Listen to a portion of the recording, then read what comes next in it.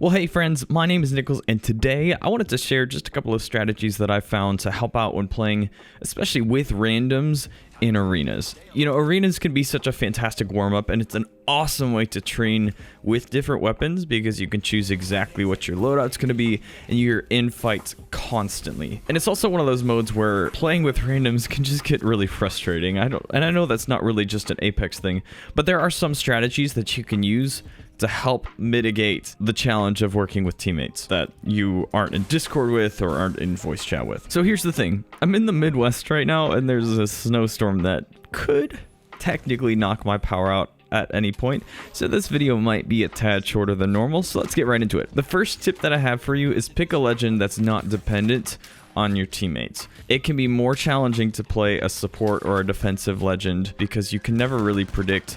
If you play a defensive legend, you might end up with two teammates that are gonna push, that are gonna be super aggressive. You just don't know. So personally, I tend to go with a mobility pick. That's Pathfinder, that's Octane.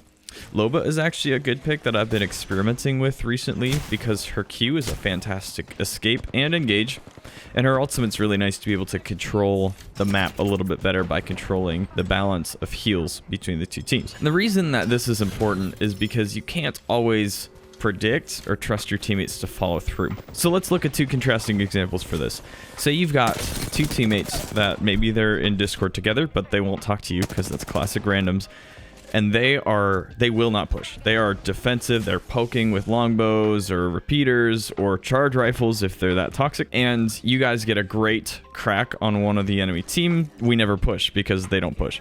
Having a mobility legend allows you to get into that situation if you know that you can push an advantage, get a knock, get a finish. And the flip side of that is if you get in trouble, having an escape is super helpful when you just don't really know what your teammates are going to do. The second tip that I have for you comes with a little bit of a disclaimer.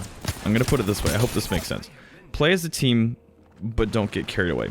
So here's an example. If your teammate decides that he is channeling ASU and he pushes into a 1v3 and there's no hope of actually winning that fight, sometimes, this is more contextual, sometimes it's not worth chasing and throwing the round just because they push in and make a poor decision.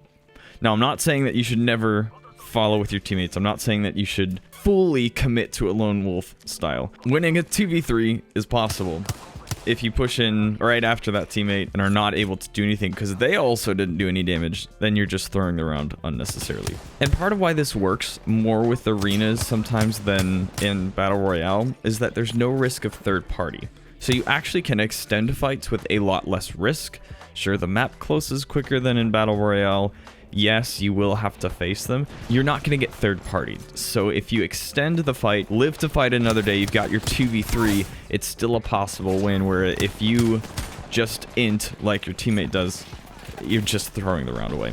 And like I said, this part is really contextual. It's not really a cut and dry thing. It takes a little bit of time to understand, and I still get this wrong.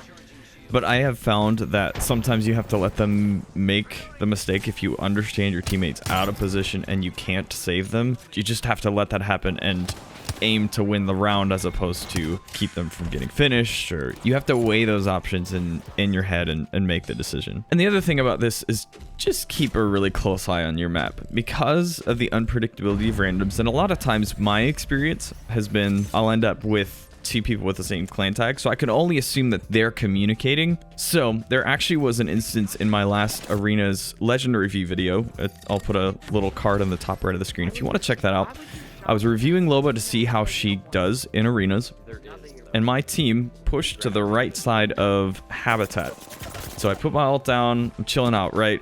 Well, all of a sudden, the enemy team's pushing up on me, and my teammates completely rotated to the other side. I didn't say anything. They were right next to me, you know, grabbing heals from the ult, and then all of a sudden they're gone. So I almost, by not noticing that they had moved and didn't communicate that, I almost cost us the round. That was almost my mistake. Playing a mobility character there actually saved us in that case. So here's the last thing.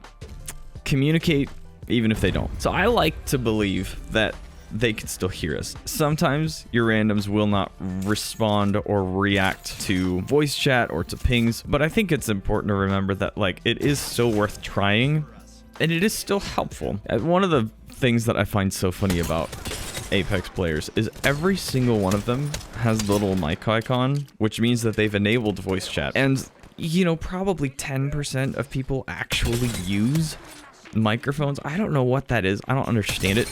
But that's just what I've found to be true. But it doesn't mean that you can't still do your best. Take ownership of what you can take ownership of. Communicate well with your team. If they don't communicate back, that's on them. But do what you can to help the group succeed. Let me know in the comments what one arena strategy or tip would you add to this list. I wanted to keep this short. I wanted to keep it just the list of 3 because that looks better in a title. But what else do you have? Should I do one for Battle Royale mode? Let me know in the comments as well. And lastly, for any of you that are in the midst of this snowstorm right now, be safe.